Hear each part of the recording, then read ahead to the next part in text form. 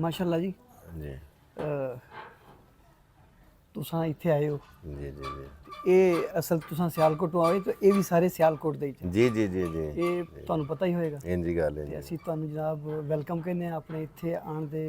ਤੇ ਉਹੀ ਬਲੱਡ, ਉਹੀ ਏਰੀਆ ਦੇ ਲੋਕ, ਉਹੀ ਬੋਲੀ, जी जी जी ਉਹੀ ਕਲਚਰ इंज ਤੇ गल ਉਸੇ ਕਲਚਰ ਤੁਸੀਂ ਵੇਖੋਗੇ जी ਸੇਮ जी ਉਹੀ जी ਤੁਹਾਨੂੰ ਨਜ਼ਰ जी ਆਏਗਾ। जी जी इस तरह ही गल ਤੁਹਾਨੂੰ ਵੇਖ है ਕੇ ਸਾਨੂੰ ਬੜੀ ਖੁਸ਼ੀ ਹੋਏਗੀ। बड़ी मेहरबानी थोड़ा ਤੇ बहुत शुक्रिया ਫਿਰ ਤੁਹਾਡਾ ਨਾਮ ਬੜਾ ਹੈ, जी ਅਸਾਂ ਸੁਣਿਆ ਤੁਹਾਡਾ ਨਾਮ ਬਹੁਤ ਦਫਾ जी माशाल्लाह ਔਰ ਬਹੁਤ ਸਾਰੀ ਜਗ੍ਹਾ ਤੋਂ, ਔਰ जी ਖਾਸ जी ਤੌਰ ਤੇ ਬੜਾ ਪੋਜ਼ਿਟਿਵ। जी जी जी जी ਔਰ ਅਸਾਂ ਤੁਹਾਨੂੰ ਜਨਾਬ ਵੈਸ ਘੁੰਮਣ ਸਾਹਿਬ ਤੁਹਾਨੂੰ ਅਸੀਂ ਵੈਲਕਮ ਕਹਿੰਦੇ ਆ ਇੱਥੇ जज़ाकल्लाह ਆਪਣੇ ਏਰੀਆ 'ਚ। सर मेहरबानी ਤੇ ਅੱਲਾਹ ਤੁਹਾਨੂੰ ਖੁਸ਼ ਰੱਖੇ ਤੇ ਸਾਨੂੰ ਵੀ ਆਪਣੀਆਂ ਉਹ ਜਿਹੜੀਆਂ ਗੱਲਾਂ ਨੇ जी जी ਜਿਹੜੇ ਦੂਸਰੀ ਪੂਰੀ ਦੁਨੀਆ ਮਹਿਜ਼ੂਜ਼ ਵੀ ਹੁੰਦੀ ਹੈ ਤੇ ਮੁਫੀਦ ਮਾਲੂਮਾਤ ਉਹਨਾਂ ਤੱਕ ਪਹੁੰਚਦੀਆਂ ਨੇ जी जी जी जी ਔਰ ਫਾਇਦਾ ਹਾਸਲ ਕਰਦੇ ਨੇ। ਸਾਨੂੰ ਵੀ ਕੋਈ ਐਸੀ ਪਤੇ ਦੀ ਗੱਲ ਸੁਣਾਓ, ਅਸੀਂ ਵੀ ਕੋਈ ਪੱਲੇ ਬੰਨ ਲਈਏ ਤੇ ਉਹ ਪੱਲੇ ਬੰਨਣ ਵਾਲੀ ਕੋਈ ਗੱਲ ਸੁਣਾਓ। देखो ਤੁਹਾਡੇ ਸਿਆਣਿਆਂ ਦਾਨਿਆਂ ਬੰਦਿਆਂ ਦੇ ਸਾਹਮਣੇ ਬੋਲਣਾ ਮੇਰੇ ਲਈ ਇਸ ਤਰ੍ਹਾਂ ਹੈ ਕਿ ਜਿਵੇਂ ਸੂਰਜ ਦੇ ਸਾਹਮਣੇ ਬੰਦਾ ਦੀਵਾ ਬਾਲਦਾ।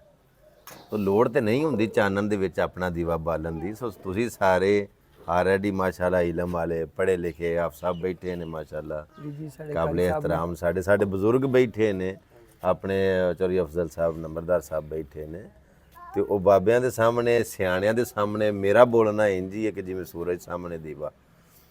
ਤੇ ਜਿਹੜੀ ਤੁਸਾਂ ਗੱਲ ਕੀਤੀ ਹੈ, ਤੁਸਾਂ ਇੰਨੀਆਂ ਮੁਹੱਬਤਾਂ ਵਾਲੇ ਲਫ਼ਜ਼ ਬੋਲੇ ਨੇ, ਏਡੇ ਪਿਆਰ ਵਾਲੇ ਲਫ਼ਜ਼ ਬੋਲੇ ਨੇ, ਤੇ ਉਹ ਲਫ਼ਜ਼ ਮੇਰੇ ਵਾਸਤੇ ਕੀ ਮਾਨੀ ਰੱਖਦੇ ਨੇ ਵੇਖਣ ਵਾਲੇ ਵੀ ਸਮਝ ਰਹੇ ਨੇ।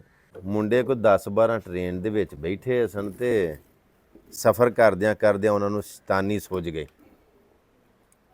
ਕਿ ਅਸੀਂ ਨਾ ਇਸ ਤਰ੍ਹਾਂ ਕਰਨੇ ਆ ਵੀ ਚੇਨ ਖਿੱਚ ਛੜਾਂਦੇ ਤੇ ਉਹ ਟ੍ਰੇਨ ਰੁਕ ਜੇ ਦੀ, ਜਾਂ ਕੋਈ ਸਾਨੂੰ ਪੁੱਛਣ ਵਾਲੇ ਉਹ ਮੁਤਲਕਾ ਜਿਹੜੇ ਨੇ ਉਹ ਆ ਕੇ ਪੁੱਛਣਗੇ ਵੀ ਕੀ ਪਰੇਸ਼ਾਨੀ ਹੈ, ਕੀ ਪ੍ਰੋਬਲਮ ਹੈ, ਕਿਉਂ ਟ੍ਰੇਨ ਰੋਕੀ ਹੈ। ਤੇ ਉਹ ਵਿੱਚੋਂ ਇੱਕ ਮੁੰਡਾ ਆਖਣ ਲੱਗਾ ਵੀ ਜਦੋਂ ਅਸਾਂ ਚੇਨ ਖਿੱਚੀ ਨਾ ਉਹਨਾਂ ਸਾਨੂੰ ਜੁਰਮਾਨਾ ਕਰ ਛੱਡਣਾ, ਤੇ ਜੁਰਮਾਨਾ ਹੁੰਦਾ ਪਿਆ 6000। ਤੇ ਉਹ ਸਾਰੇ ਇਕੱਠੇ ਮੁੰਡੇ ਛੁੰਡੇ ਰਲੇ ਸਨ ਤੇ ਉਹਨੇ ਆਖਿਆ 6000 ਦਾ ਕੀ 500 ਰੁਪਈਆ ਪਾਉਂਦੇ ਆ ਤੇ 12 ਮੁੰਡੇ ਆ ਤੇ 6000 ਰੁਪਈਆ ਬਣ ਜਾਣਾ। ਚਲੋ ਉਹਨਾਂ 6000 ਰੁਪਈਆ ਮੁੰਡਿਆਂ ਇਕੱਠਾ ਕਰ ਲਿਆ, ਸਲਾਹ ਕਰਕੇ ਉਹਨਾਂ ਚੇਨ ਖਿੱਚ ਛੜੀ। ਚੇਨ ਖਿੱਚਣ ਤੋਂ ਬਾਅਦ ਉਹਨੇ ਇੱਕ ਦੇ ਜ਼ਿਹਨ 'ਚ ਖਿਆਲ ਆਇਆ, ਫਟਾਫਟ ਉਹਨੇ ਆਖਿਆ ਵੀ ਜਦੋਂ ਆਏਗਾ ਨਾ ਮੁਤਲਕਾ ਅਫਸਰ ਜੋ ਵੀ, ਤੇ ਉਹਨੂੰ ਆਖਾਂਗੇ ਵੀ ਇਸ ਬਾਬੇ ਨੇ ਟ੍ਰੇਨ ਦੀ ਚੇਨ ਖਿੱਚੀ, ਅਸਾਂ ਨੇ ਖਿੱਚੀ, ਇਹਨੇ ਖਿੱਚੀ ਬਾਬੇ ਨੇ।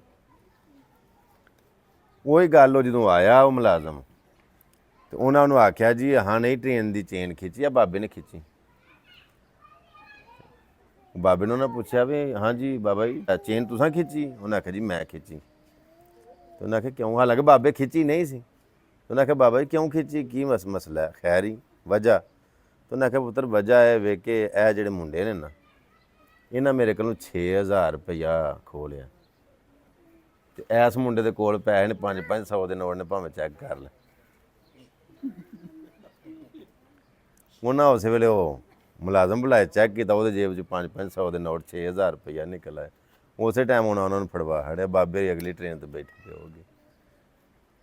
ਸੋ ਇਹ ਗੱਲ ਮੈਂ ਚਲਾਕ ਮੁੰਡਿਆਂ ਨੂੰ ਜਿਹੜੇ ਤੇਜ਼ ਬਣਦੇ ਨੇ, ਹੁਸ਼ਿਆਰ ਬਣਦੇ ਨੇ, ਆਪਣੇ ਆਪ ਨੂੰ ਚਾਤਰ ਤੇ ਹਰਫਨ ਮੌਲਾ ਸਮਝਦੇ ਨੇ, ਉਹਨਾਂ ਨੂੰ ਇਹ ਆਨਾ ਕਿ ਬਾਬਿਆਂ ਨਾਲ, ਬਜ਼ੁਰਗਾਂ ਨਾਲ, ਵਡੇਰਿਆਂ ਦੇ ਨਾਲ ਇੰਜ ਨਹੀਂ ਕਰੀਦਾ। ਉਹਦੀ ਵਜ੍ਹਾ ਇਹ ਵੀ ਕਿ ਇਹਨਾਂ ਸਾਰਾ ਕੁਝ ਵੇਖਿਆ ਹੁੰਦਾ, ਇਹਨਾਂ ਸਾਰਾ ਕੁਝ ਕੀਤਾ ਹੁੰਦਾ। ਸਾਡੇ ਬਾਬਾ ਜੀ ਮੁਹੰਮਦ ਹੁਸੈਨ ਘੁੰਮਣ ਸਾਹਿਬ ਸਨ, ਫੌਤ ਹੋ ਗਏ ਨੇ, ਅੱਲਾ ਕਰੀਮ ਕੀ ਰਹਿਮਤ ਕਰੇ।